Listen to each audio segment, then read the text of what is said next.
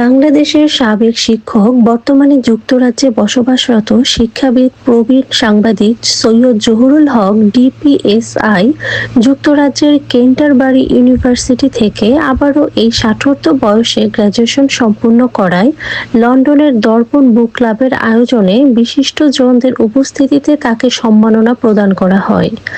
বুধবার ২২শে জুলাই বিকেলে পূর্ব লন্ডনের দর্পণ বুক ক্লাবের কার্যালয়ে বুক ক্লাবের সভাপতি প্রবীণ সাংবাদিক কবি রহমত আলীর সভাপতিত্বে এ প্রীতি সংবর্ধনা অনুষ্ঠান অনুষ্ঠিত হয়। সমগ্র অনুষ্ঠানটি প্রাণবন্ত সঞ্চালনা করেন সাবেক অধ্যক্ষ লেখক সম্পাদক মোহাম্মদ শাহেদ রহমান। এই সম্মাননা প্রীতি সভায় শুরুতে পবিত্র কোরআন থেকে তেলাওয়াত করেন শিক্ষক আফজাল হোসেন সিদ্দিক।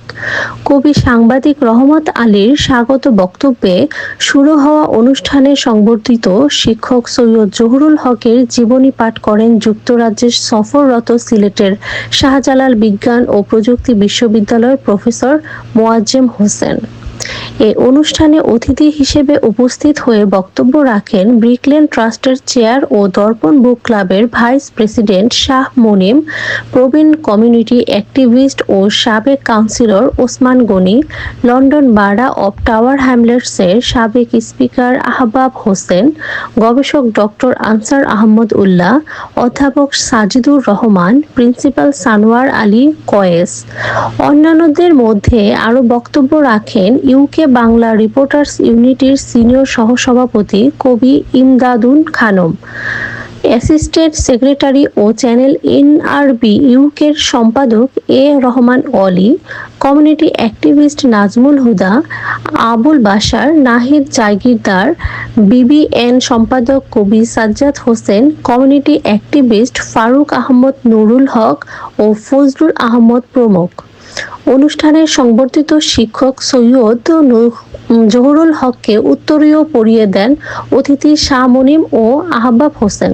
সার্টিফিকেট তুলে দেন কবি রহমত আলী ও কবি ইমদাদুন খানম। ক্রেস্ট তুলে দেন ডক্টর আনসার আহমেদ উল্লাহ ও নাজমুল হুদা।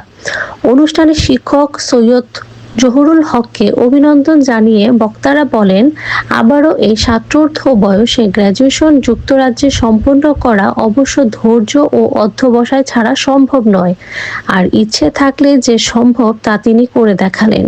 শিক্ষার কোনো বয়স নেই, শেষ নেই, মৃত্যুর পূর্ব পর্যন্ত শিক্ষা অর্জন করা সম্ভব। শিক্ষক সৈয়দ জহুরুল হক বিলেতে প্রেরণা ও উদাহরণ হয়ে থাকবেন। বক্তারা আরও বলেন, এই বিলেতে বাংলা ভাষা ও শিল্প সংস্কৃতি সুরক্ষায় যুক্তরাজ্যে বসবাসরত সচেতন ব্রিটিশ বাংলাদেশিরা পূর্বের মতো আবারও ঘুরে দাঁড়াতে হবে, দায়িত্বশীল হতে হবে, না হয় প্রবাসে বাংলা ভাষা ও সংস্কৃতি চর্চা একদিন হারিয়ে যাবে। আর গুণীজনদের কদর এরকমই সবসময় করতে হবে। সংবর্ধনায় জবাবে আলোকিত মানুষ শিক্ষক সৈয়দ জহুরুল হক আয়োজকদের প্রতি গভীর কৃতজ্ঞতা প্রকাশ করেন। তার এই প্রাপ্ত সম্মানকে নিজের ও পরিবার, কমিউনিটির মানুষদের উৎসর্গ করেন। ভবিষ্যতে আরও ভালো কাজের প্রত্যয় ব্যক্ত করেন তিনি।